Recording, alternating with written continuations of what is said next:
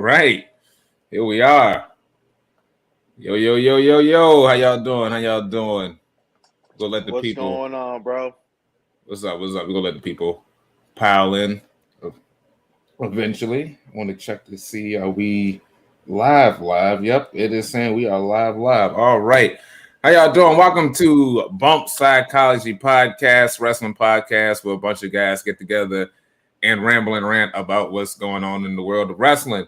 I am your host, Brogy Narek. I got with me my man Chris Rivera. Let the people know where they can find you.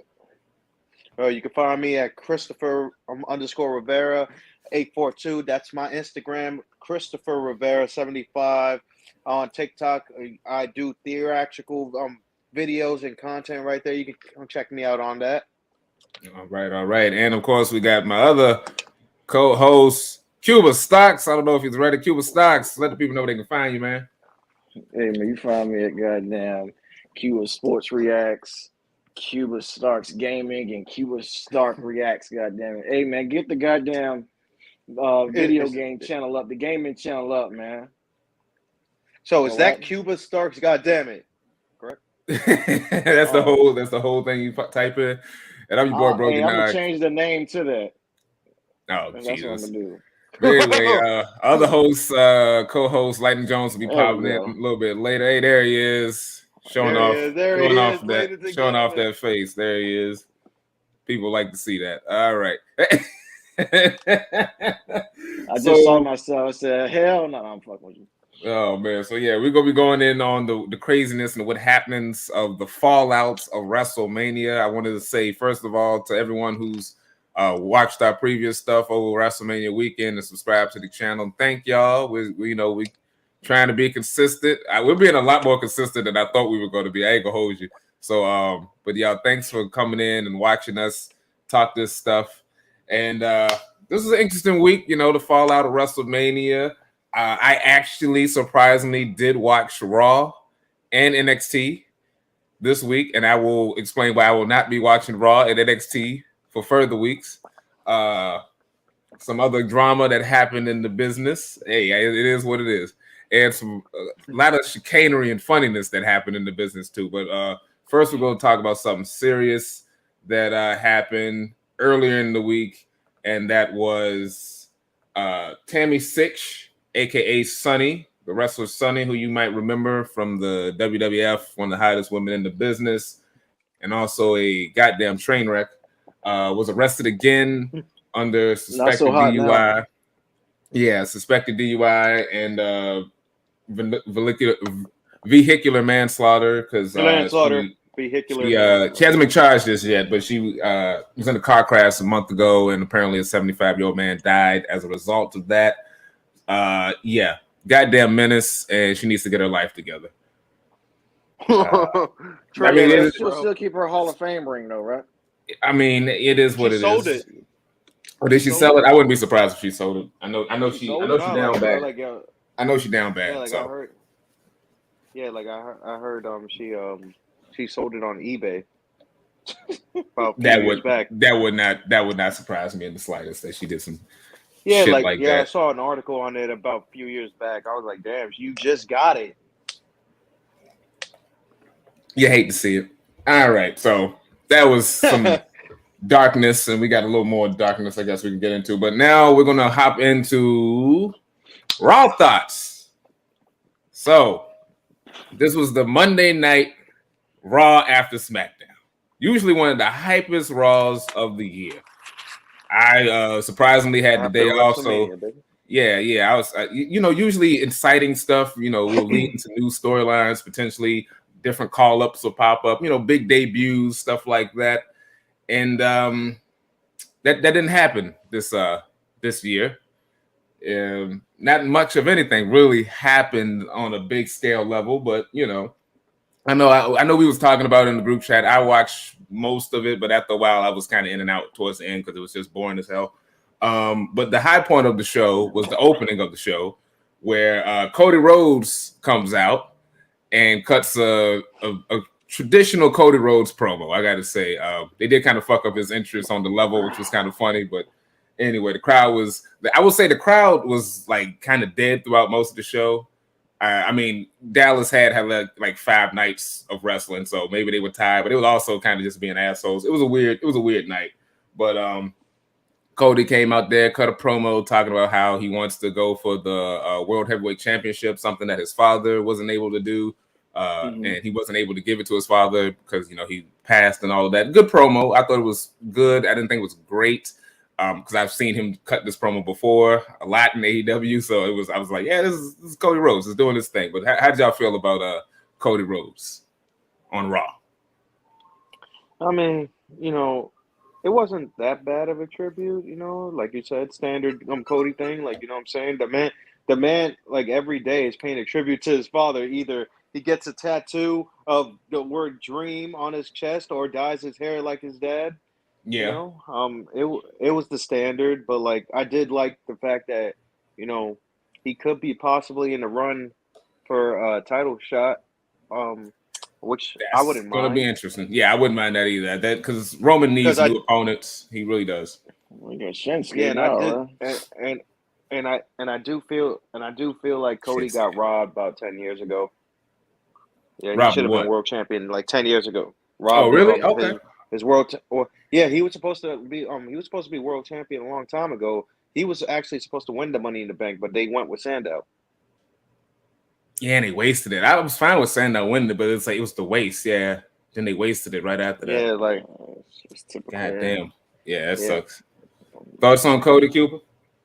It was. I mean, you saw him get choked up a little bit. Well, yeah. You know he go drop a tear when you bring up Papa Dusty, but yeah, like I said, this was the high point of the show, and it steadily went down. Kevin Owens cut a promo. He gets interrupted by Ezekiel, who at first I knew who he was when he came out, but I said it was Eli Drake, and I meant to say Elias, but then I realized that him and LA Knight do look a lot alike, and I think they should be a tag team. But yeah, they want us to think we're really dumbasses. I don't know. He's been going for like what 5-6 months. He's been going for a minute. He comes back with almost a year, bro. Was it almost a year? Okay, and almost a year. He's back, and it's like I don't know. He's a baby face. He's okay in the ring. He's always had a great look. We'll see what he's gonna do with this gimmick, but I'm not expecting much from it. But him and Kevin Owens do have good chemistry, so we'll see where that goes. Is what it is. Bianca Belair cut an okay babyface promo. It was fine. I thought it could have been better. I think they had her out there talking a little too long. She showed off the black eye, which was wild, but yeah. I would have saved that like right at the end of the promo and then leave that image, but that's just me. I know this hurt Chris. MVP turned on Bobby Lashley and joins Omos. Yeah. So now Bobby Lashley has to cut promos on his own, and MVP has to carry Omos. God damn. I mean, he's a better promo than Omos, I guess. He is, but like he still needs MVP though. I don't know why they're breaking that up, but this is a travesty. This is highway robbery. There is no damn fucking. Oh god damn it! There is no fucking. What? Well, he never provoked MVP. What provoked it? Yeah, I don't know why. He didn't have him at WrestleMania. He was upset. Yeah, I guess MVP's like, oh man, I didn't even get to wear my fly ass Black Panther suit and shit like that to go to Mania with you and shit like that. We discussed this and shit. I'm upset right now, but I get it. Omos needs a fucking mouthpiece, and let's see everything. He needs everything. I don't know. So I guess they. Hey, what's up? Man, salute, y'all. What's up, bro? Wait, what? Huh? He's a big man, so I don't know, man. AJ apparently. This is. I'm just saying, this is Nigerian bias right now. Just all justice. Justice for Black Americans. Black Americans. Justice for what's homeboy name? I don't even remember his name now. What's the boy name? The Nigerian. What's his name? Lash. No, not Bobby Lash. The other Apollo one. Cruz? Apollo Cruz. There we go. Oh no, Omos is Nigerian too. Oh, he is? Oh, I didn't know that. Okay. Well, good. Shout out to him. So after that, randomly we randomly had a match between Dolph Ziggler and Braun Breaker for the NXT Championship. This was an okay match. Say what? What you say? Goldberg? Yeah, Baby Goldberg. So Braun won this match. I know I didn't see that match at NXT Stand and Deliver. I know Jones said this was better. I heard the opposite from other people. I don't know. I didn't watch him. So basically, NXT Stand and Deliver was a waste of time, as we'll find out with NXT, because there were so many things that happened on that show that days later they changed or had to be changed because of outside reasons. And it's like, God damn, like that. We'll talk about NXT after this, but God damn. Don't even get me started on that. So the crowd went mild for that. Braun is back at being NXT champion. I don't know why I guess they wanted to have more eyes on it, but like people didn't give a shit. So whatever. This is the other thing I saw. Edge and Damian cut a meh promo about their reasons for being evil. AJ Styles ran out and he got overpowered. But the crowd didn't really give a shit about this. Jamie Noble was the most over person during this segment because once he came out there to check on AJ Styles, the crowd was chanting Jamie Noble. So, way to go, guys. So, are they going to bring in another person to help AJ? Is it going to be a tag team or what? I don't know. Oh, you know what? That could be LA Knight. I could see that if they go down that route. I could see that. I hope they don't use I think EC3. Nah, ain't gonna be no damn EC3. Yeah, exactly. He doing his own like that. Yeah. He doing his own thing. He's controlling his narrative right now. Yeah. Like I honestly feel like if they end up doing a tag match like at a pay-per-view and stuff like that, it's gonna open the doors for that third member of this faction. The rumors have been Rhea Ripley. Some people have been saying what's his name? Tommaso Ciampa. There was someone had another name that I didn't even think of. No, not Alexa Bliss. Dexter Lumis, which I was like, oh, that'd be pretty good. But he's busy fucking around on NXT, so who knows? He's too busy. He's too busy getting judged and looking like Stone Cold. Yeah, like a young when he had some hair. Yeah, I can see that. Yeah. So no, like it's because the mustache. The mustache. I think Roman came out and told people to watch SmackDown, so that was the end of the show. Anyway, so now we're gonna do. Yeah, was that it? I didn't even watch it. Was that? That was pretty much what he said. He was just like, "Watch SmackDown. I'll tell you what we're gonna do on SmackDown." Basically, he said that he smashed Brock Lesnar, and like he had custody of the baby. And watch SmackDown for further information.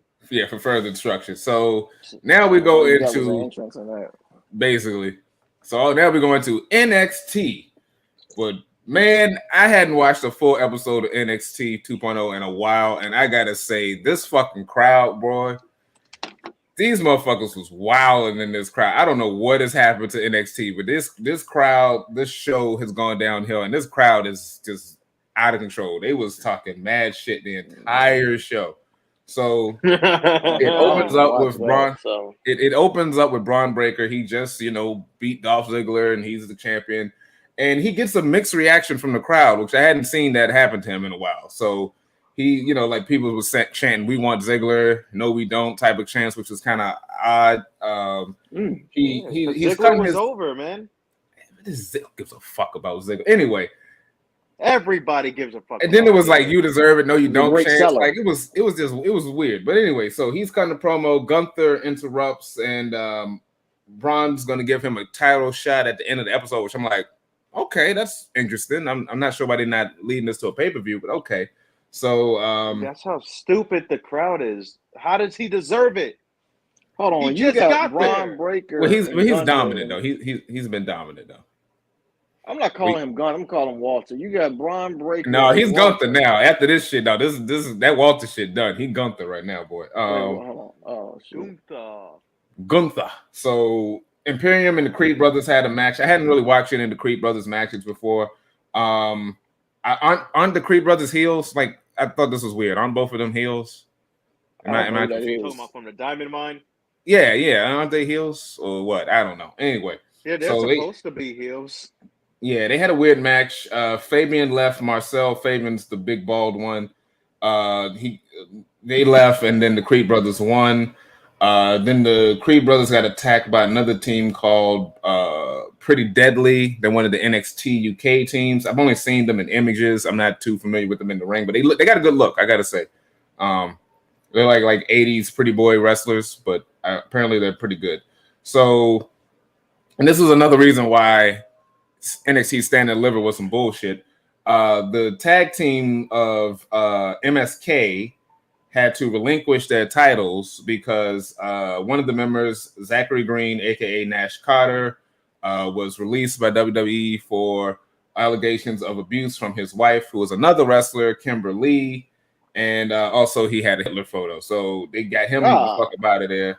So I don't know why they put the tag belts on them. Allegedly. Well, yeah, allegedly. Yeah, I said allegations. Yeah, allegedly, because there's been a lot of discussion about whether the wife is telling the truth, because his partner, Wesley, I think is his wrestling name, is his wife has been calling out Zach's Nash Carter's wife on her bullshit, which I've seen on Twitter where she was claiming that she never met them, and then she's like, "Bitch, we got photos of us at a function together. Like, what are you talking about?" So it's a weird situation going on. Boy. What, you got short-term memory or some shit? I don't know. Apparently, she has some history of mental illness. No, like I don't know what the fuck's going on. But wait, hold on. She's a tag team of a black guy and a white guy, right? Yeah. And the white guy got out, or the black guy? No, the white guy got released. The white guy. Okay, all right. Yeah, the brother's still there, but hopefully he'll be fine. Oh yeah, you did say a Hitler photo. Never mind. Yeah, yes, it was a black man doing a Hitler photo. Yeah, he they said that Nash Carter's still staying at their house and shit like that, and I'm like, yo, this goes to show, be careful who you marry, and if just marry within the business. You can't be in this business and marry outside of it. No, she was a wrestler. She's in the business. She's in the business. She's a wrestler. She's on Impact. She don't act like it. Hey, I don't know what the fuck going on, but shit is weird. Especially with the other person calling out receipts on the other side. So it's weird. So that next match, well, I don't know if it was the next match, but we had Dakota Kai and Raquel Gonzalez versus Toxic Attraction. This dumbass shit here. She's one name on one show, another name on the next. I know what y'all say. I know why, but I'm just stupid. Interrupt. What you got to say, Chris? I'm sorry. I'm just trying to shake it off that you acknowledged Impact. Yeah, I know. It's crazy, right? Crazy. Nah, but continue. I'm sorry. I just have to get that. So they had a tag match because Raquel and Dakota won the titles on Saturday, and they lost the titles tonight. I don't know why, but here we go. Then we had another segment, which was really bad. Tony D'Angelo has become, he has a made man ceremony, and he becomes the Don of NXT.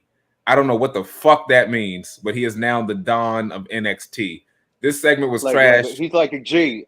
He's like a G and shit. But if he's the Don, shouldn't he have like a faction? Like he should have a faction or something. I don't know. Maybe they're gonna bring back the FBI, full-blooded Italians. I don't know. But this segment was trash. It was some dude. They was getting heckled by the crowd. That dude was flustered. It was bad. But the crowd was that fucking with this shit. So we get to the co-main event of the night. Nikkita Lyons versus Last Legend. This is the match we had been waiting for. The feud of the How long was that match? Was the whole match on The match YouTube? was about, I don't think the whole match is on YouTube, but the match was probably about six or 7 or so minutes.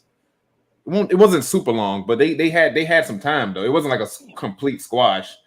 Both of the ladies were looking lovely in their gear. Nikkita, what do they do? They had they locked up. They did a pull down. They both did like a kip up off the ground. Lash landed a big boot and the elbow drop. She was putting some submissions on Nikkita. Now Lash did hit a cartwheel moonsault. She was off just a little bit, but she is talented. She was off just a little bit, much better than those moonsaults that Charlotte does. Yeah. God damn, and she's taller than Charlotte too, so I don't want to hear no excuses. She is troll. Yeah, she's taller. Lash Legend's like what? Lash Legend's like 6'1", 6'2". Stop pandering. Charlotte's moonsault is way better than hers. I gotta go back and watch. No, this cartwheel moonsault that Lash did in this match is better than that double moonsault bullshit that Charlotte be doing. It came out so ugly. Nah, you can't compare. You can't compare because she was closer to hitting her opponent. She was off just by a little bit. Charlotte is always off. I don't want to hear that shit. No. Hell no. Yeah. She landed on the side. Yeah, she was a little off because she's but she won't that far off anyway. So they hit like a cartwheel moonsault. I said that they trade strikes. Nikkita hit a suplex from the second rope, and Nikkita won with her tornado kick and the sexy pin. Fire match, 4 stars in my book. That was great. Dave Meltzer and rank it. Fuck Dave Meltzer. There was some other shit that happened. Like I think it was like there was like a tag match. No, there wasn't a tag match. It was a match between Loomis and the Nick Cage looking guy, and the girls was in there. I don't know. It was some dumb shit. I didn't watch it. You talking about Duke? You talking about Duke? Duke Hudson? Is that his name? Yeah, Duke Hudson. Okay, so the main event was Gunther versus Braun Breaker. It was a mild reaction to Gunther, which is weird because usually he's over, and there was a mixed reaction to both. Not my champion. Yes, he is. Chance. Like this crowd was just once again hating on Braun Breaker. Hella disrespectful. There was a moment actually I missed. He doesn't deserve it. There was a moment where Cameron Grimes was cutting the speech. And he had the belt, and he was talking about how he won the North American title for his dad, and the crowd was like, "You deserve it." No, he doesn't. Like type shit. I'm like, what the fuck? This man cutting a promo saying he won it for his dad, and the crowd is just, like I said, NXT was ridiculous. So Well, what about Solo? That's right. Solo Sikoa came out. He sounded pretty good. He's definitely an Uso. He's definitely one of their brothers. We'll do it for our bloodline. Yeah, he's not as loose on the mic just yet, but I can see it happening. He's got the same Uso vibe, just like his brothers and Jonathan Fatu. So he should do pretty good in the business. So let's see. What are we doing? So the match between Braun and Gunther was pretty good, I must say. For like a TV match, it was pretty good. Both receiving trading, Walter was giving him the chops, which were pretty good. They was working the shoulder. Braun had an injured shoulder, and that's what Gunther was working throughout the match, stretching him, giving him some chops and some elbows. Gunther hit the German suplex with the drop kick and the power bomb. He did the splash that he always does, but Braun Breaker kept kicking out. Gunther goes for another splash, but he spreads out of midair. Oh, he gets speared. That's why he was jumping off the top, and then Braun speared him out of midair, which is pretty dope. You usually don't see Gunther get like kind of tossed around a little bit like this because it's a little different. He's against a power guy. Braun broke out of a sleeper, and Braun won with a press. He does the press power slam. Now I remind you, he was working with an injured shoulder, but somehow pressed Gunther and then hit the power slam. I hate when a wrestler is like, "Oh, I got a bad injury," and then they still do this finishing move that requires that limb. It's like, do a different move, but whatever. Well, what I don't get. Remember, all right, for example, years ago, remember Undertaker had a cast. And all these guys have casts. Yeah. Then they hit the fucking opponent with the cast. I'm like, what the fuck, bro? Like, hey, I never did understand that. That's Bob Orton. He made that thing hot. So that was the main event. I was confused as to why this was not on the pay-per-view, because this could have been they could have ended in a draw, or like Imperium comes in and breaks it up or whatever, and then build to the next pay-per-view. We now know why it wasn't.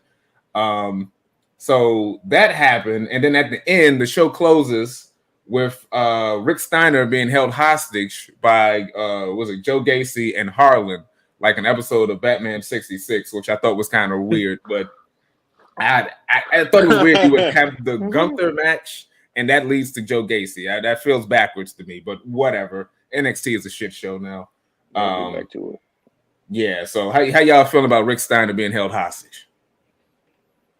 It's like I got nothing. Where's Scott at? It's like yeah, right. Call it Scott for backup. Yo, they don't want no smoke from the big bad booty daddy. And, but like, yeah, this just ain't nothing but a bootleg Edge Paul Bear fucking scandal. When Edge kidnapped Paul Bear.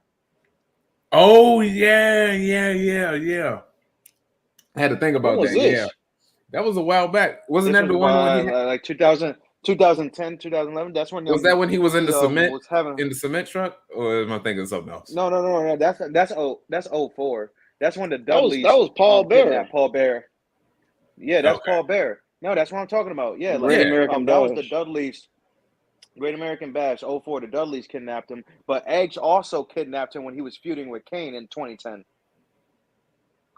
Did he? That was the whole Lita stuff, Yeah. right? Okay, yeah. No, it's coming back.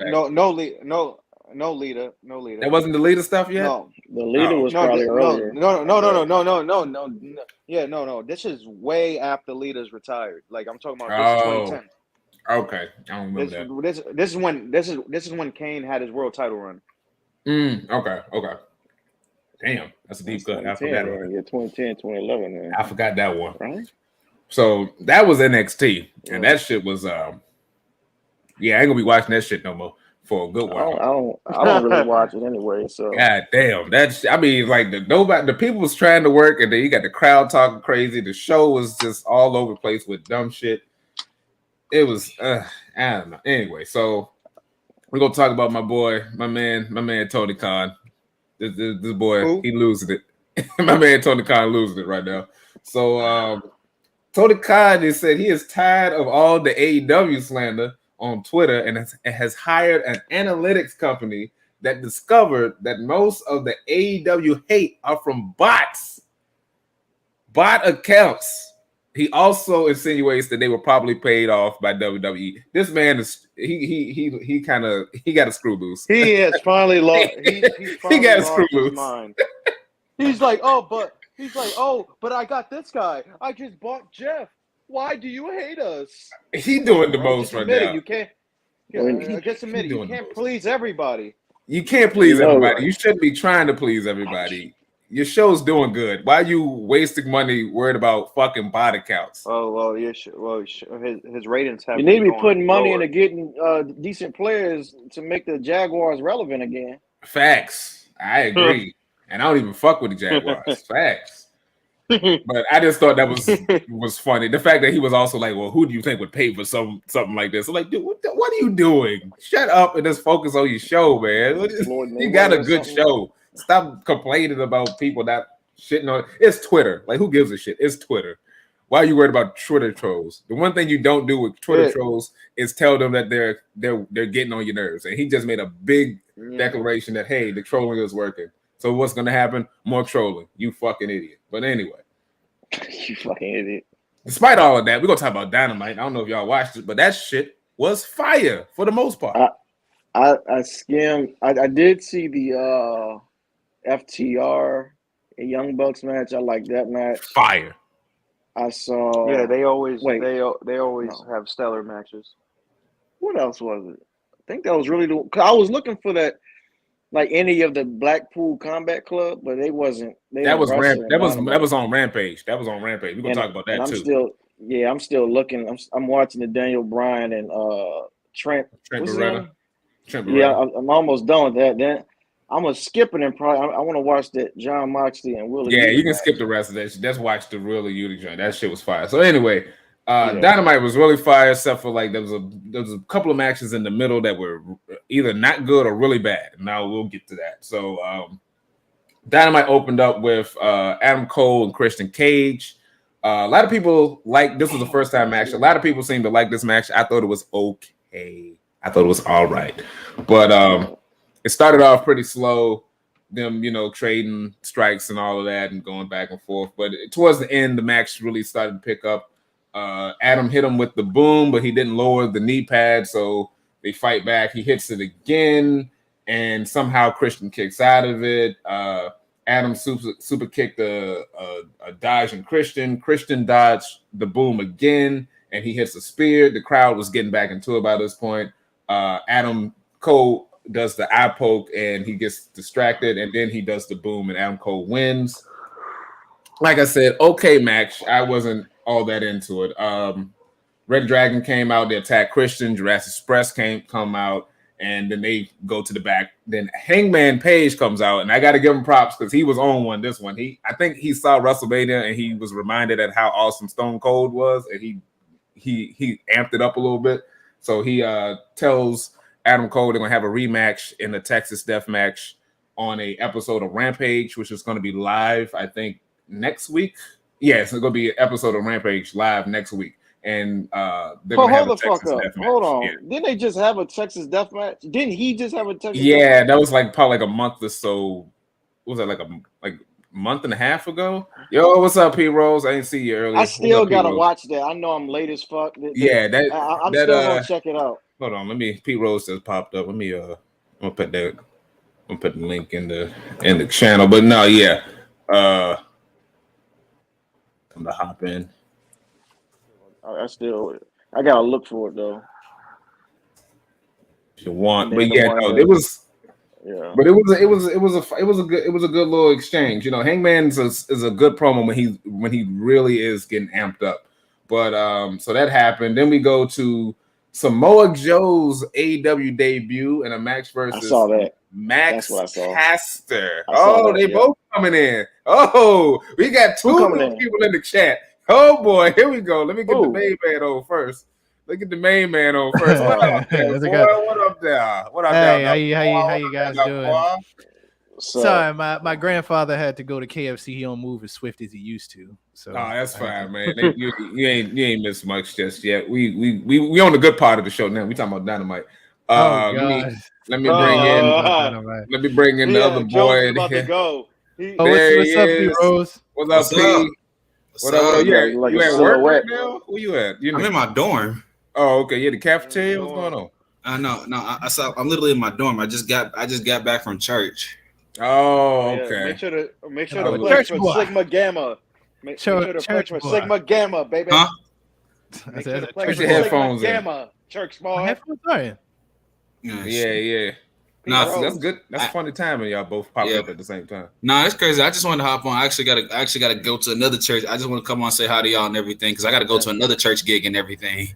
Okay, we'll keep it going, man. But your boys are professional drummers, so you gotta. I feel you. I feel you on that one. There you go. So you make sure you get later. Hey, yo, get a cut them tithes and offerings. All right. Yeah, I am. Hey, yo, Q, I'll catch you on Mike's stream later. We're going to wild out we did last night, so it's good, man. Y'all stay blessed, though. Y'all stay blessed. Same to you. That was epic as all hell. All right. Know the stuff we did on that shit. You guys did Raw already? Yeah, we did Raw. We can go back if you want to talk. What you want to talk about on Raw? Of course, I would like to hear you guys' thoughts on Ezekiel. That one I feel like I missed. We didn't have much to say. You didn't have nothing to say about Ezekiel, huh? I just said him and Kevin Owens him and Kevin Owens got good chemistry. I don't know where they go with that, but good luck to that man. Right. Exactly. Nothing really happened. I mean, once again, I watch Raw because it's easily digestible to me, but I can see literally it nothing really happened, to be honest. I see why you didn't watch it. I just really hopped on here just to kind of talk about the AEW what was it? It's Rampage, right? The Friday one? We're not there yet, but we about to get there. Yeah. Yeah, that's what I want to talk about. Any thoughts on NXT being garbage? I would like to say that I actually ate my words with that Nikkita Lyons and Lash Legend match. Oh, okay. I give credit where credit is due. You know what I'm saying? Like I give credit where credit is due. Brogy had said it was going to be a fire match, and it was probably the best match on the card. So it was the best match that night. You putting that over Braun and Gunther? I wouldn't put it over Braun and Gunther. I wouldn't put it. Okay, it was second best because I had it at second best too. Because they did a really good job with the small amount of time that they had, and that was the best Lash Legend has ever looked since I've seen her. And why is that? She hit her cues, she hit her spots, and it didn't seem like one was carrying the other. I know that Nikkita Lyons does have. It didn't seem that way. Listen, I know Nikkita Lyons based upon Chris's masterful research that she has an independent wrestling background.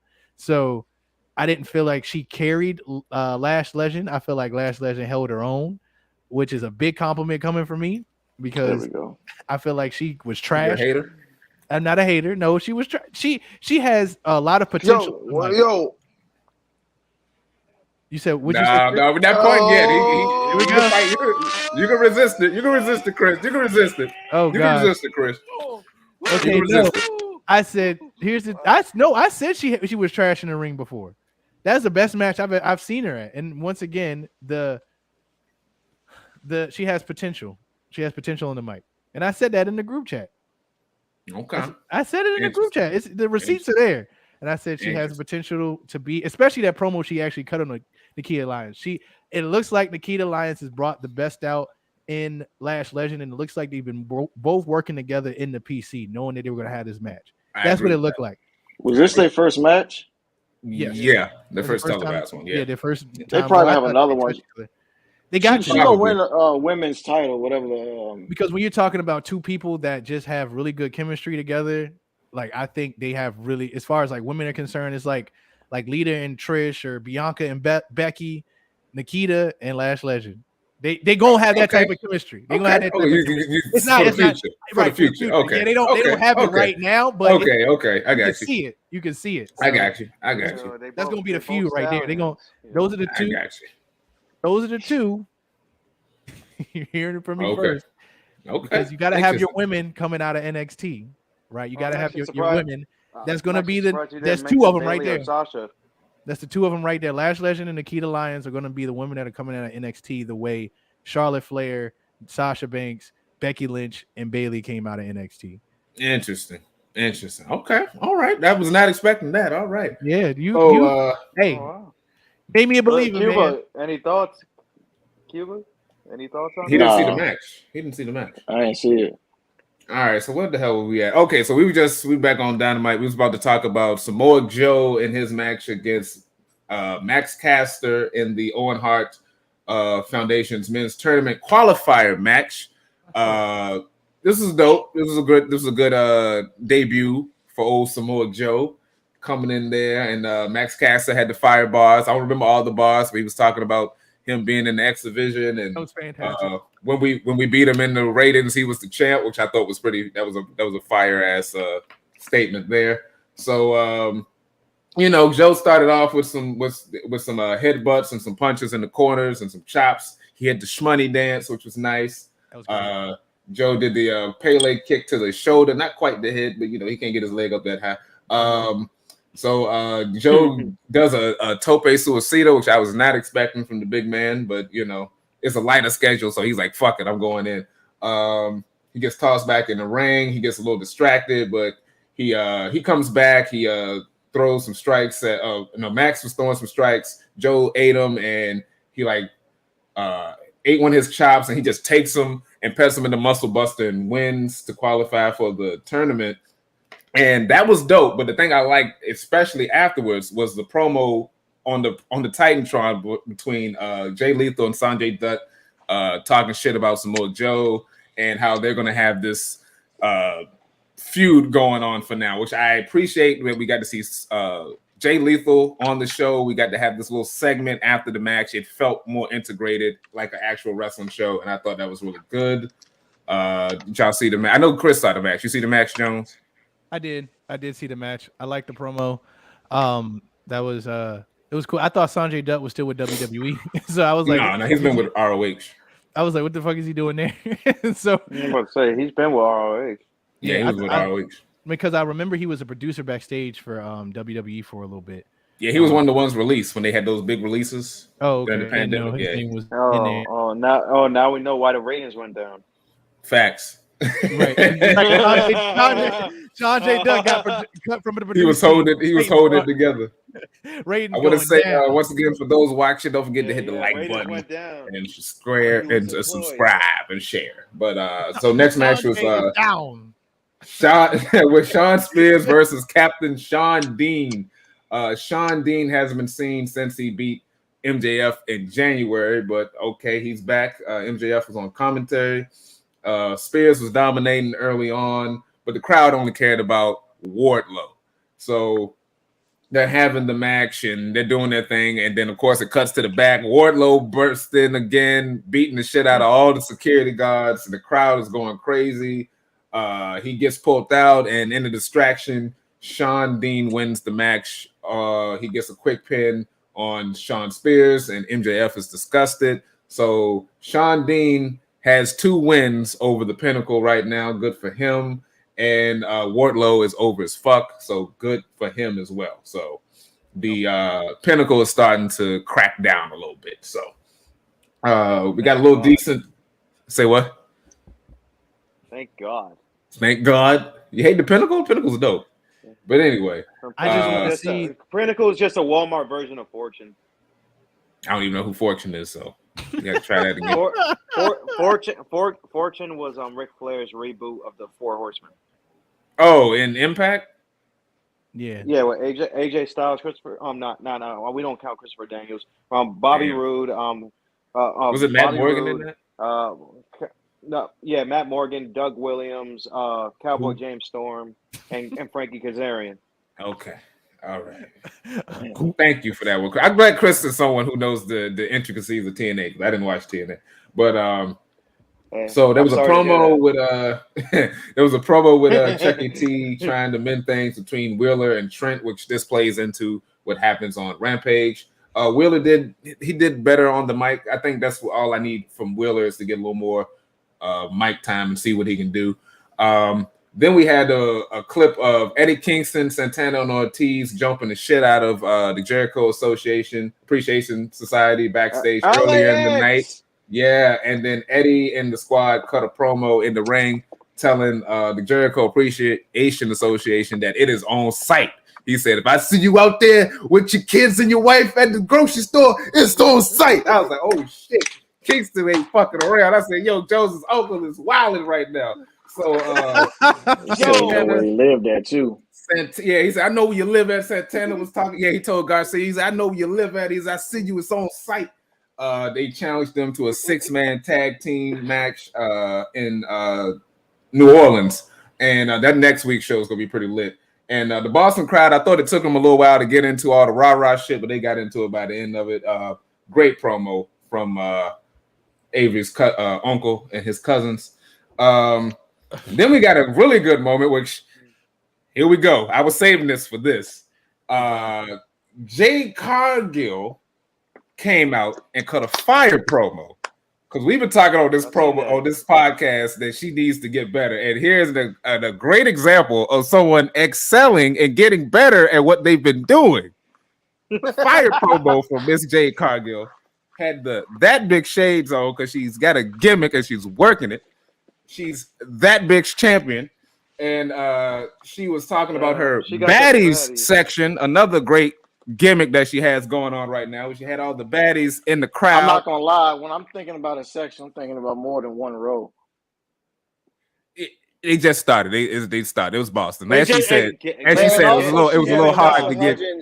She said it was a little hard to get some baddies in Boston, which I thought was a great comment. She got a shout out. She got shout out by the baddie. Exactly.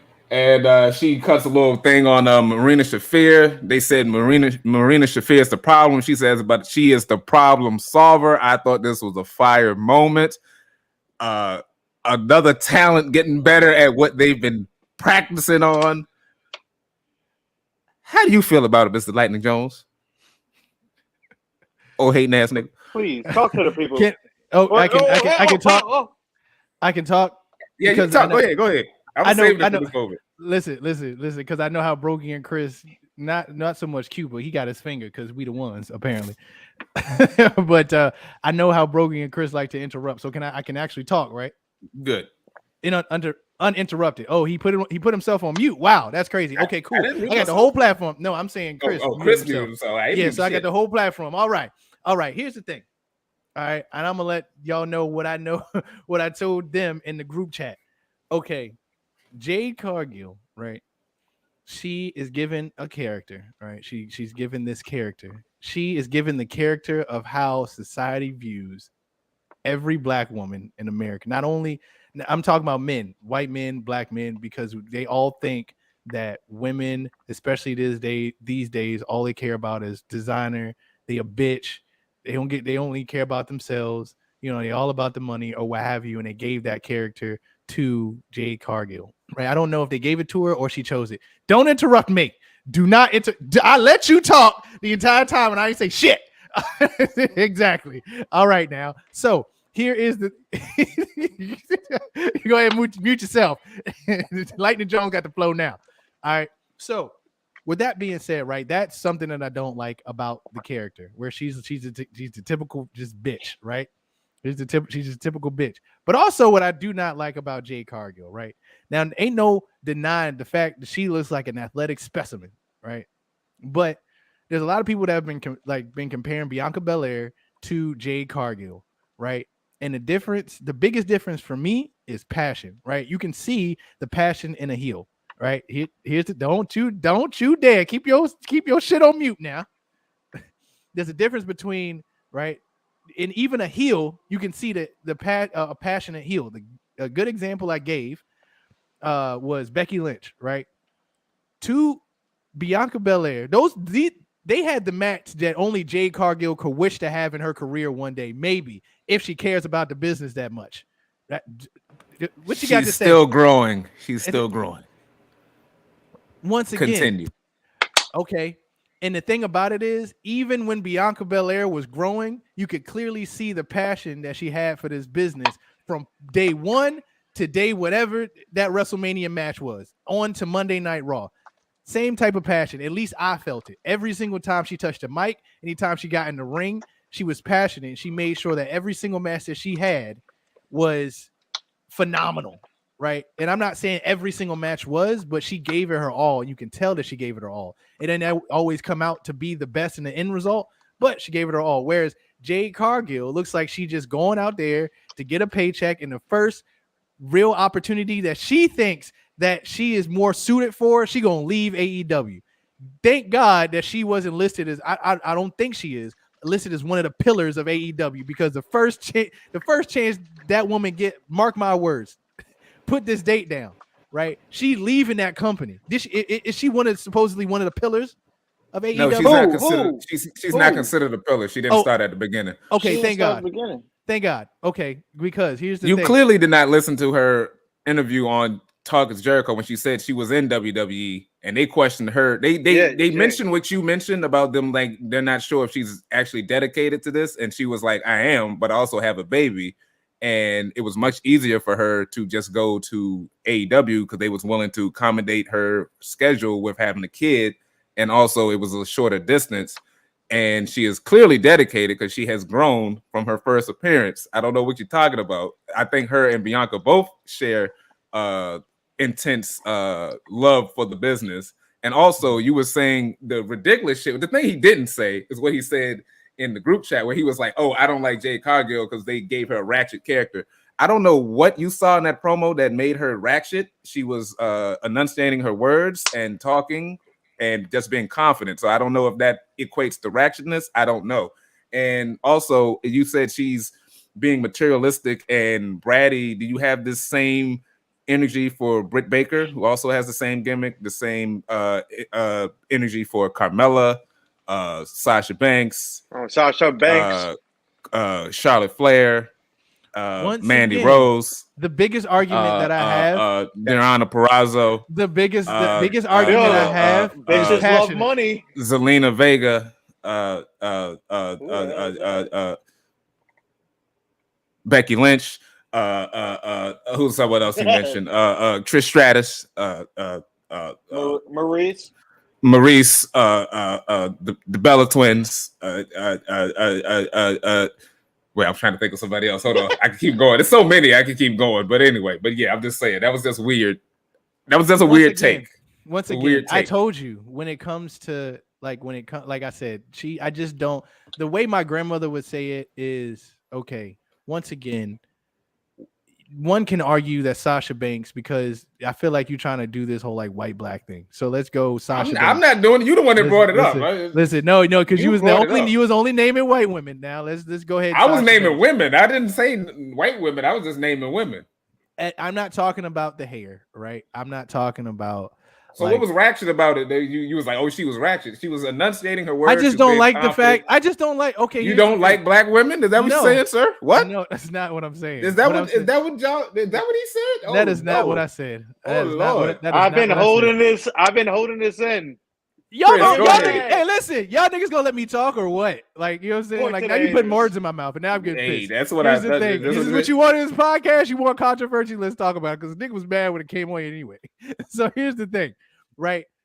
Okay, here's the thing. What I'm saying on this podcast right now, I don't like her character. I'm sorry, I just don't. Just to hold I don't like her character. I don't like it. Okay, like I just don't. That bitch show. You know what I'm saying? Once again, the guy that was on the ups and downs, and I showed you the video of him, and he said he don't like Bianca Belair. Everybody was like, boo, whatever. That man is entitled to his opinion at the end of the day. But I just was like, how can you not like her? But it's just the same way y'all looking at me and like, oh, how can you not like Jade Cargill? I understand this man. Just because everybody else like him, like that person, doesn't mean they have to like him. I don't like the character. I don't. I just don't. And it's not the same character. Listen, it's not the same character as Sasha Banks. It's not the same character as Bianca Belair. It's not the same character as Maurice. I don't give a fuck about them. Like, you know what I'm saying? Maurice has never been my favorite. She looked good. Hell yeah. Long story short, what, Chris? Jones refuses to acknowledge her progression. He does. He seems to be. That's what you've been waiting on this entire goddamn time. He gave Lash Legend and Nikkita a lot of praise, but we're not gonna praise Jade Cargill, who's doing it on a bigger scale and a faster scale too. Like, no, judging from her first promo when she was on AEW the first time, I don't know if you saw that, where she had like paragraphs of stuff to read, compared to this promo where she was on fire, on point, catchphrases out the ass, killing them. And you just go shit on it like I'm not impressed. Nah, I can't deal with it. Because I'm not. I feel like the title. I can't deal with it's that. It's the title, man. I felt like she's making the title. She done made the goddamn. She done made like this the same fucking promo she done cut every single time I done seen her. I actually watch her, and I don't watch it that much. That bitch show. I'm the Marina Shafir is the problem, and I'm the problem solver.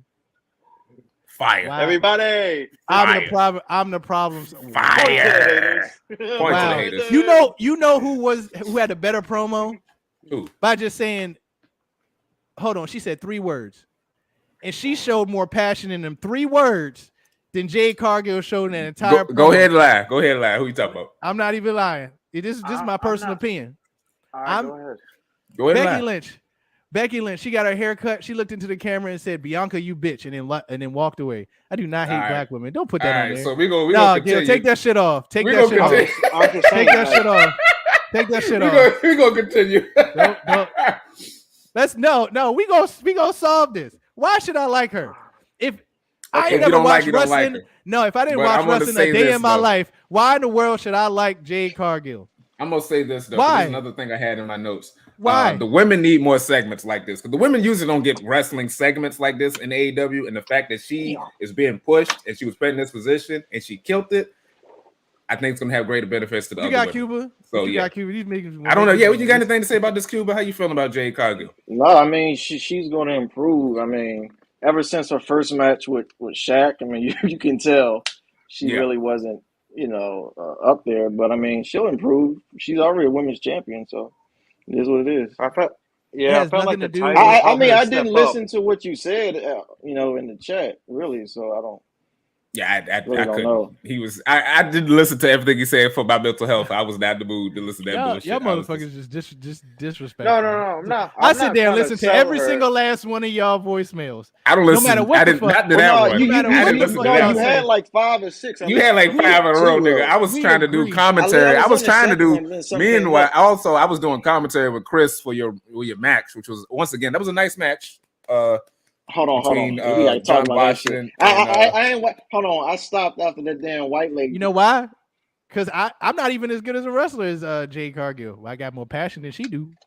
all right, this And nigga- that all one- right, and then so- one match. all right, And that one we match. not doing this. And that We one not doing match. this. And that We one not doing match. this. you? We But, not but doing what this. makes you think? We not But what doing makes you this. think she doesn't have Shut passion that though? nigga up. We not doing this. Like, when I I thought felt that like promo was kind of belt. I can Like- unmute myself. I can mute your ass I'm back. just saying, like I felt like Nope, the Mike. title belt actually helped her step up. You know what I'm saying? Yeah, she's been stepping given up. that She's been given the responsibility. opportunity. She's stepping up, and she's progressing. And he's not Muslim. I'm not impressed. All right, brother, you got it. She's. I'm not gonna hype her up as some silver tongued devil, but like compared to her. No, old shit, not that. But she she's stepped up. she's getting better. Yeah. But my question is, right? Like there's certain things that other wrestlers have done, right? That Mhm. you was like, I'm just not impressed with. That I've highly been impressed with. Right? Ricochet getting his ass beat week in and week out. Yeah, we know. Because Ricochet can sell his fucking ass off. At the end of the Yep. day, we have to look at both ends of the spectrum. At the Yep. end of the day, the reason Dolph Ziggler is still where he is and still got a place in the company, one of those reasons is because he can sell his ass off. Ricochet, They no, wrestled hard longer worker. than they wrestled longer than she did though.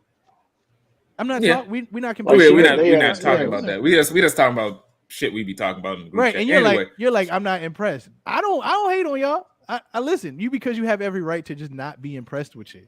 And I'm just Okay. not impressed. Maybe All she'll right, cut you can- another promo or you do can be over something there where I'm like, you and- know what? and hate.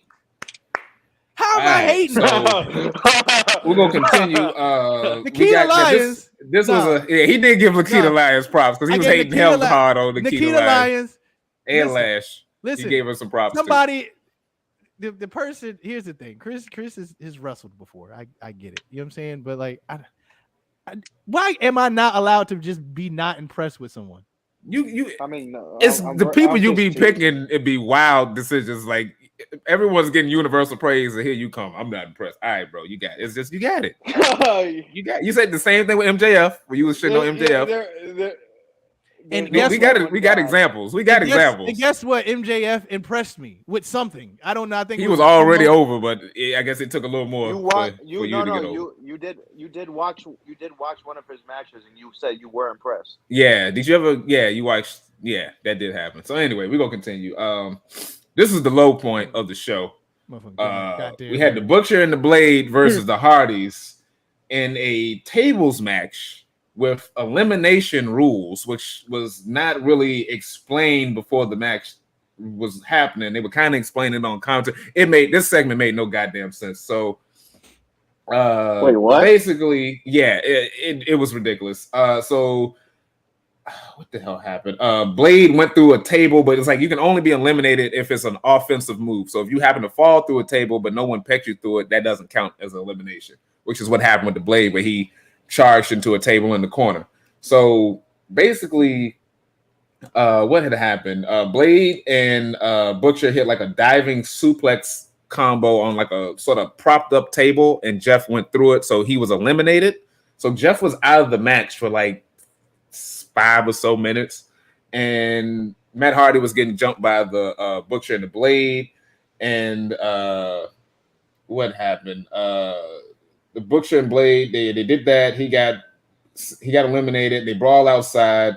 Matt was hitting him with a bunch of chair shots. The Butcher hit Matt with a leg drop.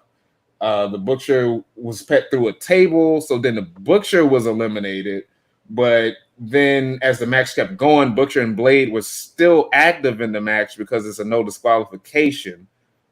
So it was weird. So they're fighting on the outside. They get thrown back into the outside of the ring. They set up some tables. There was a big ladder. Jeff climbs. They set up a ladder. They pet the Blade on the 2 tables. Jeff slowly climbs the ladder and he does a slow like swanton through the tables. They win the match. I don't know how the person who was eliminated petting someone through a table counts as a win. This was a fucking nightmare. It was weird. And then after that, Andrade came out, then Sting came out, and then they left. This was definitely one of the low points of the show. We got somebody popping in. Yo, what up? Yo, what's good, y'all boys? Wait, what? In the building. Hey, what up? What's going on, man? How you feeling?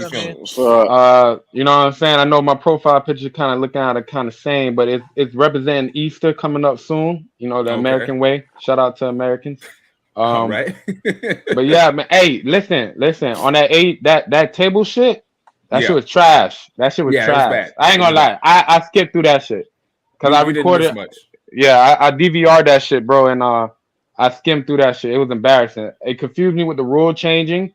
Never knew that each nigga got to get like through a table for them to be eliminated. So they were doing some weird shit with elimination with table match, which is I don't get. Yeah, they need to drop that. That was not explained well. It doesn't make any sense. It was definitely a low point in the show. We got some. Yeah, we have some. Is that all you got to say? All right, I'm gonna let you go now. All right, thanks for that. All right. So you let him go. Yeah, I let him go. I didn't know he had anything else. If you got anything else to say, he can come back. But anyway. Anyway, oh wait, hold on. I'm gonna bring it back. But hold on, let me get through this. So there was some promos, there was some video packages, but we also had another promo with the Battle of the Pogs. We had a segment with Jamie Hayter and Tony Storm. Looking forward to that one right there. They had a face-to-face promo. Another weak point was Hikaru Shida versus Julia Hart for the Owen Hart Foundation Women's Tournament qualifier. Not the best match. Shida won it. They also hinting that Hayter's gonna turn at some point because of the eye makeup bullshit. So that happened. I brought you back. Not bad. I brought you back. I thought you were done. But anyway, another great moment. Baby. Another great moment we had was Swerve Strickland was getting jumped in the back by backstage by Hobbs and Starks, and then Keith Lee came in and they had like a brawl in the back, and Keith Lee threw he like tackled Hobbs through a wall. That shit was awesome, and they're gonna have a tag match next week. I can't wait for that. I have to say Tony Khan is doing better with the black wrestlers in the company. We're actually seeing them more so on Dynamite. They're not just all relegated to Dark and Rampage, so he's getting better. Wrestling each other too, ain't that something? Yeah. So the main events of the show, which I don't know, did everybody see this? The Young Bucks versus FTR. Man, that shit was beautiful, that's a fucking 5-star Dave fucking Fire match. Beautiful, dog. Fire match. Did you see it, Lightning Jones? I did not see it. No, I didn't. Yikes. This nigga. God damn, I fucking so. Anyway, this was, I wouldn't say it was better than them versus the Briscoes at the ROH show, but this was definitely second. Too. Watch both of these matches because they were killing it. I thought the interesting thing was the big FTR chance that the crowd was giving them. Like the fact that the FTR was actually over the Bucks was interesting. And I don't think it's because I think the Bucks are good heels. I think people are actually just getting tired of the Bucks bullshit and they really are respecting what FTR has been doing. But I wrote a lot. I'm not gonna recount all of this shit. Just check the shit out. It was a fire match. A lot of great back and forths, a lot of callbacks, them doing each other's moves. The moment when the Bucks hit the big rig on FTR and he had to kick out of it. And then they went for the powerplex, but then Nick took out Cash, so he couldn't do the elbow drop. Them going back and forth, them hitting the BTE triggers.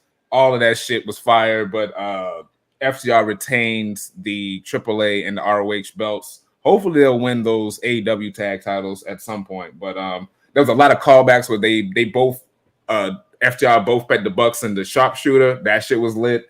There was a lot of different Bret Hart callback. So Bret Hart is definitely on his way to AEW. So that was the end of the show. Then we're going to talk a little bit, just a quick moment. We're going to talk about Rampage because Rampage actually had some fire on the show. But we're going to talk about the main event. Hey, can I get like 2 seconds on that tag team match? Because I want to forget it later. So with that tag team match with the FTR with the Young Bucks, a couple things. I was kind of shocked, but in a good way, that the Young Bucks wasn't doing so much, hop, skip, jump, stunt double shit.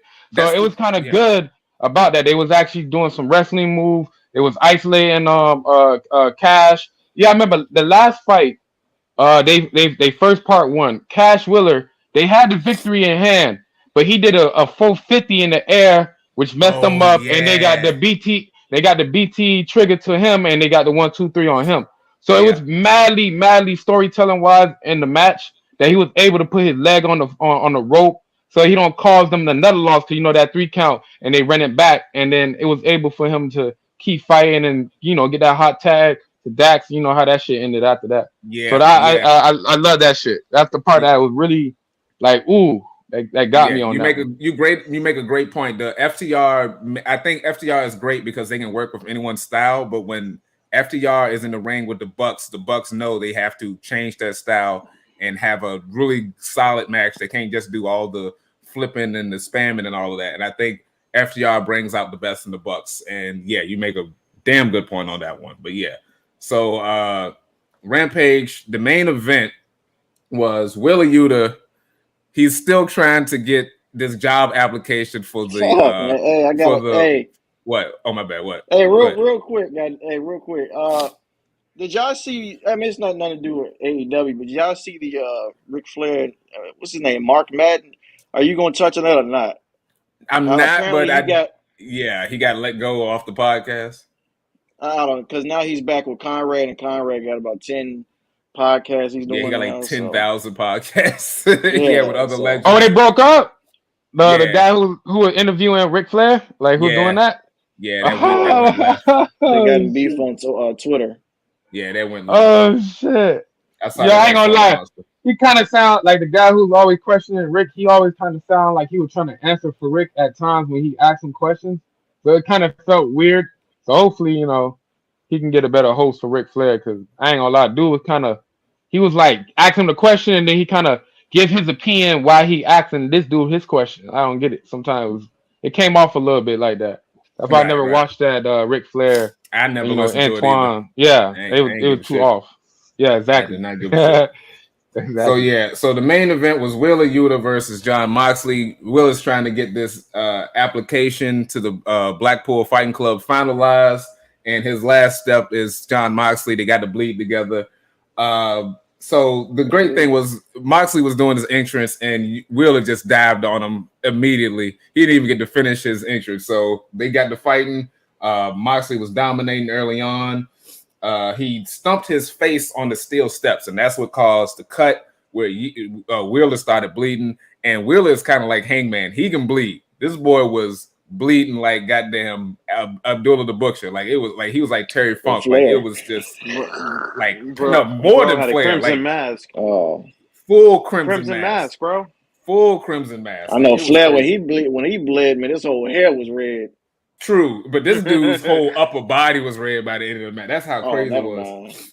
Yeah, no, you got to see it. And like Moxley had the blood on his hands. He's like licking his hands and shit. Like Moxley just fucking. We ain't still fucking. So they were going back and forth.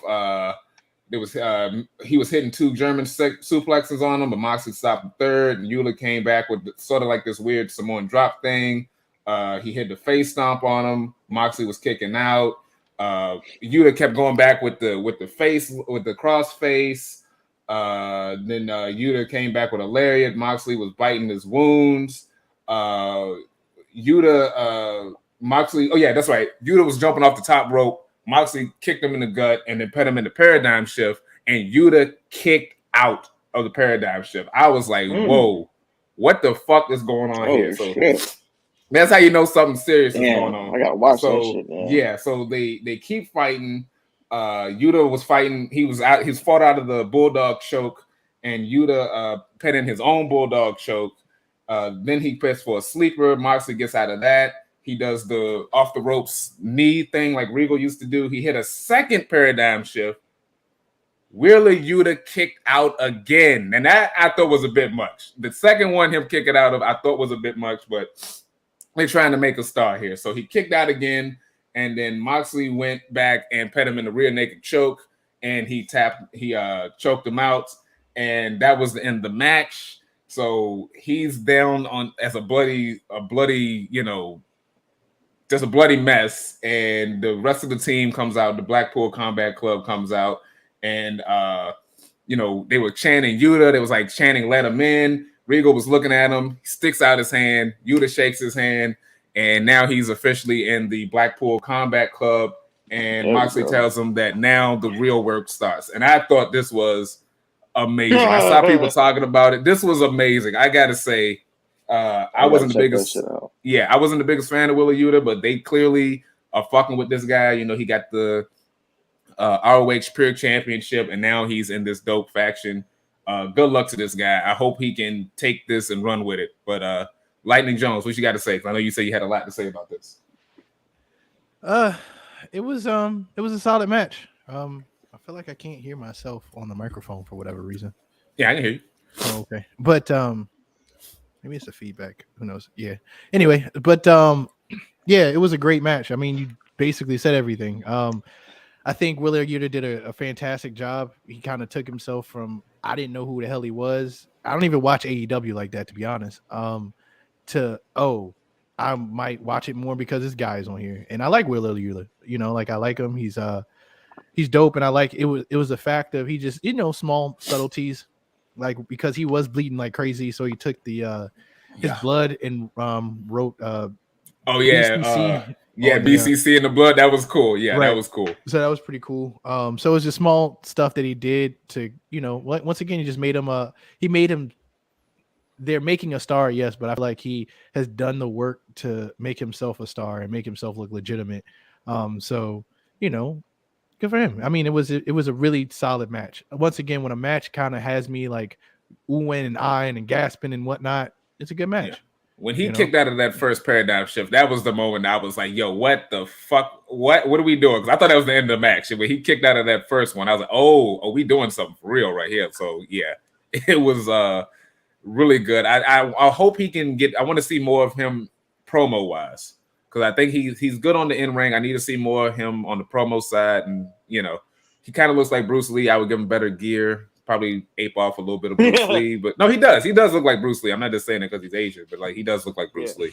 So I would lean into that. I got those vibes. I just got a visual right now. Yeah. Did you see the match, Chris? Yeah, I actually liked it. Like you said, like the dude could bleed. Yeah. I wasn't actually expecting him to actually join, but like, hey, he went through with it. He went through. He got his ass beat by Bryanson, and Moxley, so he earned it. Yeah, he got jumped in like the Bloods. Exactly. I can't wait to see who's next. They got to have someone else as well. I'm just saying, but wait. Go ahead, Chris. They should just keep this shit. They should just keep this shit exclusive to 3, though. Like, you think so? You can't have too many people. There's too many factions. Yeah, there is a lot of gang warfare in AEW. That is true. Wait, what? Huh? You got anything? Did you see this match? You got anything to say? Yeah. I loved it. I loved it from the concept of the character of Yuta, because like you gotta remember. Like this is his third match against John Moxley. His first one was a squash because at that time John Moxley was just coming through. This is before the rehab. He was just coming through and dropping niggas on his head. So he ain't give a fuck. And it was like a I think it was like a 9-second victory in a first go around. Yeah, and then it was a quick squash. Yeah. And then I watched BTE, which is like they got like a little something on Mondays where they show little clips on them. And then that skit, it's like what's the word for what's the word that everybody's saying character? What is kayfabe? Yeah, kayfabe. Yeah, exactly. So it was in kayfabe in the video where he was watching the match he had against John Moxley, and he was studying, and the best friend was getting him stories about what he got to do better next time and all that stuff. Okay. So the second time he came across, he used some of that. That's why it was in the quick squash in that second match when it was sort of been Brian Kendrick. But he became that replacement for him. That's what it was. That was the match. That's right. Yeah. That's the match. Yeah.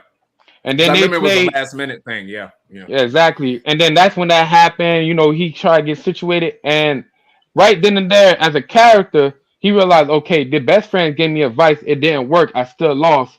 Let me try to join these guys. He got a slap to the face because, like, nigga, you just bailed on your friend just now in front of us. Like, that's some lame shit. We ain't with that. And then they kind of sent him in the spiral of figuring out who he is instead of using his friends as in the best friends. So I like that shit. Like, you know what I'm saying? It brung him up. And then, like you said, what got me off rip was him diving at him. So it's like the first thing he's doing is like, yo, I know you like to stroll around the court, around the ring. Let me catch you off guard by getting a head start. That go back to studying as in kayfabe. So it's like storytelling at its bro, time. that shit crazy, bro. Long term booking. That shit crazy. But yeah, it was good as fuck. That was a good ass match. That Panda guy's shift on that second. Yeah, that second one, had him all the way up in the air. I get you on that shit. Like, yeah, he kicked out, but I did like the subtle fact that he put his ass right in that choke bull stall. Yeah. I mean that choke bull lock, and he was faded. He was out of there. So I like that part. Bro. Like, he was out of there, nigga. Yeah. So that was AEW lit ass shows. Tony Khan was up. I know he was hurt by that. Who's what? Oh, that's him. That's his dad. That's his daddy. Oh, I got that's Cuba's daddy. Man, it's John Starks, man. Yeah, it's your daddy. John Starks. So but yeah, I know Tony Khan was hurt with Cody leaving and WrestleMania being good. So he was like, I gotta put on 2 fire shows. And he did a commendable job. And also what happened on Friday was SmackDown. Lightning Jones, you want to take us through the SmackDown spotlight? Sure, why not? So SmackDown, was a. Oh wait, hold on. Before you do that, I did watch a little bit of SmackDown. I watched like 3 segments. Okay, so cool. Good for me. Good for you, I guess. But I mean, I feel like we both got to do better on like just watching because I really don't like AEW. And you don't like. I'm WWE done with Raw. Right. I'm done with Raw. And you don't like WWE anymore, apparently. No, I watch the pay-per-views, but I can't watch Raw. Raw's trash. NXT is in the. You said something about Asians, so put up there. Broggy hates Asians. That's number 1. I didn't say anything about hating them. What are you talking about? You said exactly. Oh, exactly. I said something about a black woman, and then all you said she was being ratchet and she did nothing ratchet. So I'm gonna be 100 with y'all boys. I learned how to literally put 3 different mindsets every time I watch these wrestling shows. Like I get because like everybody turned this into AEW versus WWE. So for me, right. I kind of just separated. Period. They don't live in your universe, and you don't live in their universe, type of shit. So it can be more healthy because I do like the addition to Cody Rhodes on Monday Night Raw, which is gonna make it more of a spark. And like I said, like they do a little good things. It's just a little stuff that's a little flaky. And also with the same thing with AEW. I didn't love that table match. That shit was trash. Like I said, for me, the females like Julia Hart, I like her character. Her wrestling in ring is getting better, so it's like a process on that. But like I said, if they minus some of that goofy shit on both shows, bro, like I think everybody will learn how to just become like Crips and Bloods and tie that tie, bro, and let's all get along, bro. Like for real. I agree with that. I agree. I think we can all agree with that. Cause I don't really like when people say they hate this show, they hate that show. I don't like. Come on, bro. It's like it's just that type of meal tonight. That's what it is. Yeah. Meatloaf tonight. Yeah, tomorrow, mac and cheese. Wednesday was boneless fish. You know. There you go. Yeah. All right. Oh yeah, Mac Jackson did say that the wrestling universe is pretty toxic.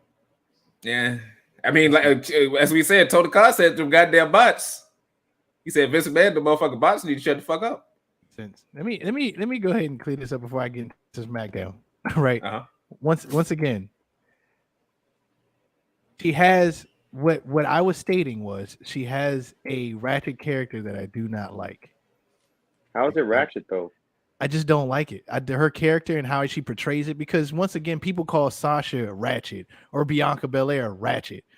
Call it what you want. Whatever it is, they do it well. And they have been doing it for a while. And obviously, Jade Cargill has not been doing her character for a while. I just don't like how she portrays that specific character.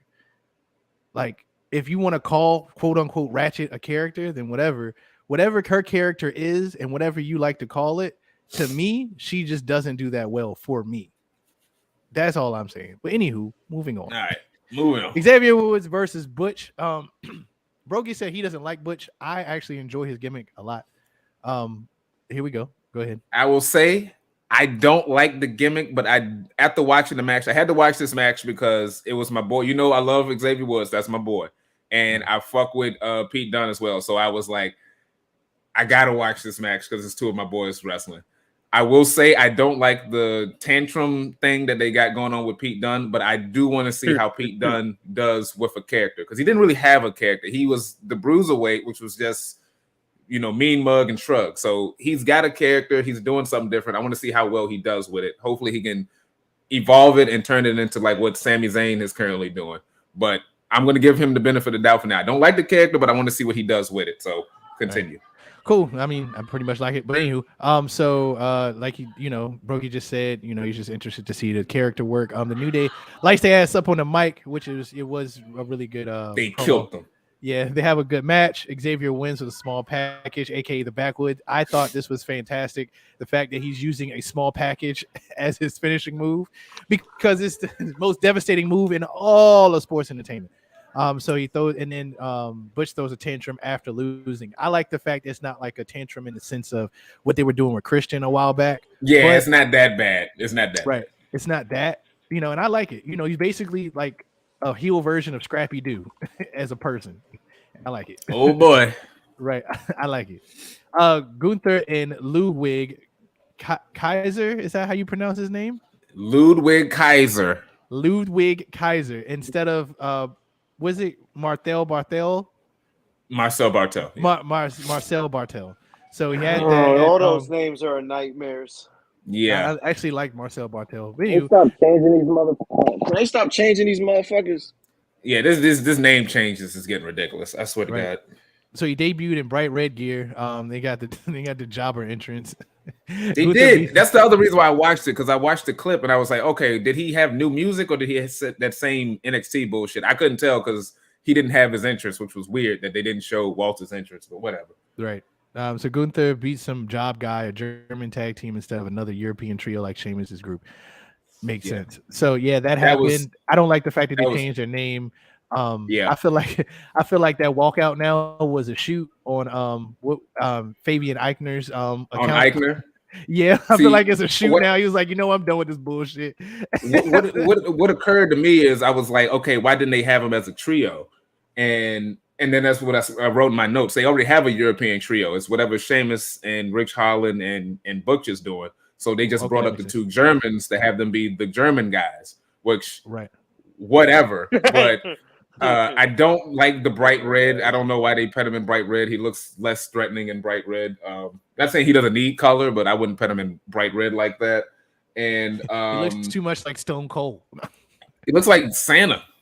That bright ass red. I'm saying with just the black gear on, I bet they were like. I'm not mad about the trunks. I'm just talking about the jacket. Like I would have made like the jacket black, maybe some red trim or something. But I don't like the name Ludwig Kaiser and Gunther. It seems very just like stereotypical German. Like what's the most stereotypical German name we can think of? Ludwig Kaiser. They could have named them Heimlich von Burgermeister. It would have been the same shit. It makes no fucking sense. But von Burgermeister. Hopefully Gunther will do good, and if not, we all know what's going to happen. So it's a win-win in my opinion. Wait a minute. So is he going to be on both shows like the Raquel Gonzalez Rodriguez? I have no idea. I don't think they're going to have him be on the same show. I think they've just moved him up, and now it's just kind of like, he's up here, and so is Raquel. Yeah. So there you go. So speaking of Raquel Rodriguez debuted in backstage promo with Los Loterios. They act like they don't know who she is, even though they spent a lot of time in NXT. Exactly. I was like, what the fuck is this? What is this? What is this shit? They act like they just met this woman. Like y'all was in NXT together. And the first time they did the kiss cam, I think she was the one that they did it with. I think. I swear to God. No, she wasn't. Somebody said that. Somebody said that they did the kiss cam. She was cam at NXT. But I don't know. But so that's their gimmick. They did that, or that was the thing that they did, or what have you. She basically said no. And then after that, apparently Roman Reigns wants to unify the tag team. I don't know what happened after that. That's just the last thing I heard. I didn't even watch this. Okay. Now I don't remember what happened. Let me think about it. I heard there was a Lacey Evans promo. Reigns, baby. Oh yeah, that Lacey Evans promo, that was pretty. I heard it was good. I didn't watch it. That was decent because they just allowed her to talk about, you know, her past and turning her face. Back to her NXT gimmick from what I heard. Right, letting her do the Rosie the Riveter gimmick, which is cool. America, basically. And then say the motherfucking day, yeah. That was my so shit, after man, that, it then. was to travel. I think it was Roman Reigns. I think something that happened in between there. I think, but I don't remember. The most important thing was Roman Reigns wants to unify the tag team championships. Which is a good thing. Not for him, but for them. Or no, not for them, but for him. For the bloodline, for the tribal family. You don't give a fuck about them. It's for him. It's for him and his ego. What? Because heel and Roman Reigns. I'm fine with it. I'm fine with them unifying the belts because the different belts on the different brands doesn't make any sense, especially when they don't have that many tag teams between the two shows. So it creates more opportunity. Yeah, it creates way more opportunity. Yeah. So that happened. Apparently, or probably, Shinsuke Nakamura is going to go after the Universal Championship. I was pretty hyped when he came in because it was kind of like I was like, yeah, put some respect on my nigga. Listen, put some respect on my nigga Shinsuke Nakamura name because he is to Japan what Rey Mysterio is to Mexico, I think. So put some respect on it. You forget where this nigga came from, the legend that he is. Don't sleep on my nigga Shinsuke. I'm not saying he's gonna win it, but you know what I'm saying. I feel like I just hope they don't bury him or play him like he's some. You know what I'm saying? Just some no-name ass talent. I don't know. I feel like they're only doing this because Rick Boogs got injured. Yeah. If Rick Boogs had got injured, they wouldn't have did this. Yeah, and like, you know, this is the match that got away. This shit should have happened like last year or so. True. But like, hey, Roman Reigns did give him some of that bloodline love with that hug. You know what I'm saying? Dapping him up. And then gave him a hug, gave him some of that bloodline love. And then just kicked him to the curb, literally. Right. So that was SmackDown. I feel like Shinsuke should. I feel like this should give him a boost or a push. Go ahead. That was another thing that happened that I didn't watch. It was like a promo with Ronda. Oh, dragging that her and Charlotte going. I don't like the fact that I don't like how Ronda Rousey is cutting her promos now. It's not good. She's like, trash. I mean, you know what happened, and you know, you just move forward, and you know, it's a great way to stay in shape. Yeah, right, exactly. Yeah, Brock Lesnar cuts better promos than you. I mean, but Brock's got like personality, and he's got a little oomph. Charlotte, Ronda ain't bringing nothing to the table. I feel like Brock Lesnar, he brought back the way of promos back in the day where they don't really be saying shit, but as long as it sounds convincing and it has some character behind it. Because if you really think about it, Ric Flair won't say shit half the time. He just did it with so much character where it's like you didn't care what he was saying. It was just same with Dusty. Exactly. Won't say a whole bunch of nothing. Yeah. Like Brock Lesnar. Then went back on planes doing helicopters. Like, exactly. Brock Lesnar was more comfortable. You know what I'm saying? He was more comfortable because he got to be himself instead of having to be like the intimidating beast and shit like that. Yeah, he'd be a little goofier and shit. What's something we talked like about? A gorilla. Like, how can you not be intimidating? Yeah, that's true. No, I'm saying like thing is, I don't think he can cut a good promo as the Beast Incarnate. Like that motherfucker come out as Boink the Clown. And I wouldn't care. He would be scared. He would be scared like a motherfucker. Say, hell no, fuck that. Right. Nothing he can do to make himself seem less intimidating. He's a massive figure. So what is? I'm trying to think of something that you didn't get to talk on that we talked about earlier. We talked about the Nash Carter thing. You got anything to add to that, Lightning Jones? Not really. Nothing that wasn't I already said in the group chat. It's just you know, I feel like it's just a really. I'm not gonna sit here and say like, oh, he did it or he didn't do it because I don't fucking know. But at the end of the day, the way I feel about it is how WWE feels about it. Except they run a multi-million-dollar company with endorsements and a board of directors, and they're like, oh hell no. Like we know that your people have done some shit. We just don't want that shit out in public. And now since it's out in the public, you got to let him go. All right. And so that's how WWE feels about it. We don't know whether you did or didn't do it, but you in the public for something bad. So we're gonna let you go. We might come back after this shit calm down, but we'll see. But you're not that much of an asset to our company for us to be dealing with this shit. You're right to be putting up with that bullshit. I agree. Right. I agree. It's a messed up situation if it kind of ends up like a Enzo Amore type situation, but right. What else did you? I'm just kind of going through the notes. Edge and Damian Priest. I'm curious to see where the group goes because Edge has like this slow build to everything, and I would assume he's allowed to like control his narrative. But that spear and sweep, somebody gonna get fucked up with doing that. I feel like it just or Damian Priest gonna fuck up his leg or fuck somebody else's leg up or something gonna happen. But that move is not good. They need to choose something else. It did not. What move? That I don't know if it was on. I think it was. No, it was on. Damian didn't even connect. I rewinded that shit like so many times. He didn't even connect with it.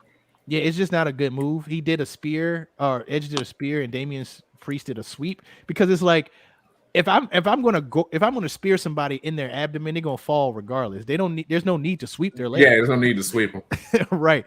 So that move was just that was stupid. Everybody chanted JB Noble. That was pretty cool. I remember that. Yeah, because Jamie Noble came out there to check up on AJ Styles, and the crowd was chanting Jamie Noble. That was the only thing they gave a crap about. Right. This segment's dead.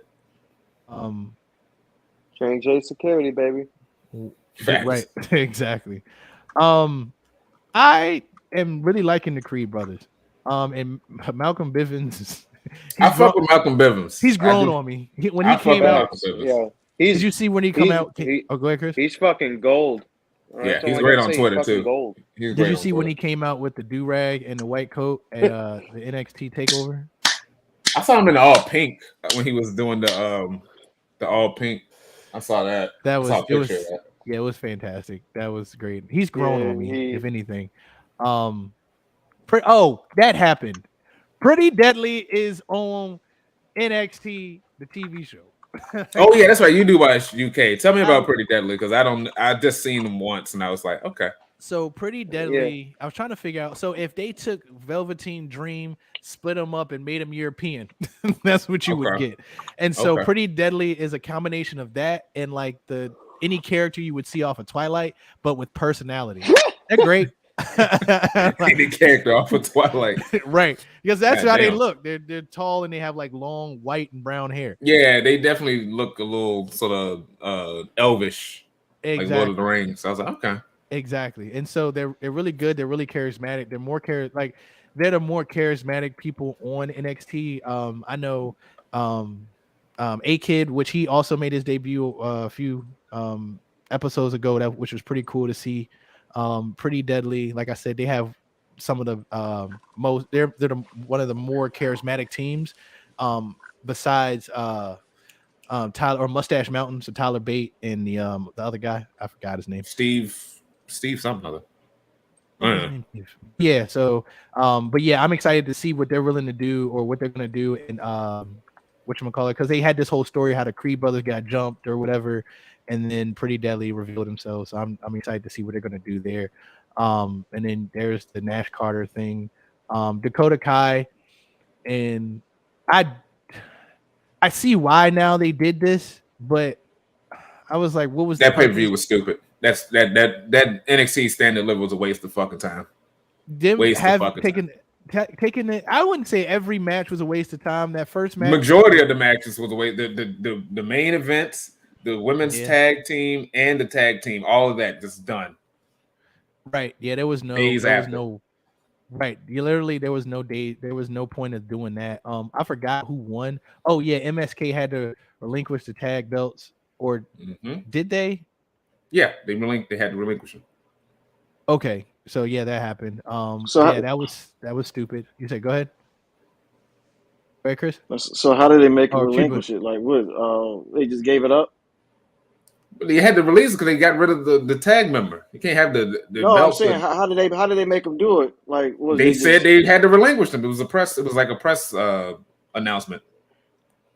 A press release? Okay. Yeah, because the episode aired that Tuesday, and then I think it was like that Wednesday, Thursday where they released them. So, way to go, guys! Right, I was just looking at the way to go. Dakota Kai and Raquel Gonzalez. That was stupid. To take the belts off from that. Rodriguez, get her name right. Gonzalez. She will always be Gonzalez to me. Raquel Gutierrez is now on SmackDown. Tony D'Angelo had a man-made. We're not going over all this shit again, nigga. We already did. No, I just want to touch on it. It was boring. It was funny. I just looked at it. It was just like he's a Don of NXT. What the fuck does that mean? What does it mean? I asked the guys. They couldn't tell me. Can you explain what does the Don of NXT mean? What the fuck does that mean? I don't know. Not X-Fact Joe. X-Fact Joe because he calls. In fact, Joe still calls himself a Don. That's what I'm saying. Like he's not like the leader of a faction. That's what I think they're gonna do with Fabian Eichner. I can see Fabian Eichner joining Tony D'Angelo, and they might start like a new FBI. You know, full-blooded Italians. That's just my guess. I don't. But Fabian Eichner isn't Italian. He is. Is he? Yes. Neither was Cesaro, and he joined with a German group. We the People. Yeah, he was Italian. No, they were European. They weren't a German group. They were European. Okay. That's why I said when they moved to the main roster, they turned them into a German group to not compete with Sheamus's group, which is just a European group. See what I'm saying? Right. That makes sense. The lads. Yeah, right. Right. The whole bot thing with Tony Khan. This man has clearly lost his damn mind. Yeah, that's exactly what I said. And it's very soon before we have no more Dynamite or it's under new management.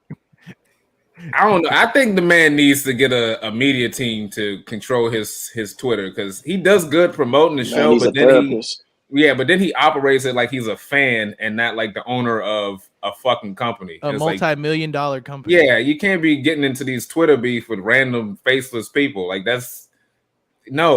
don't do that. You can't be Kevin Durant, man. You can't he's like Butch, but in Twitter.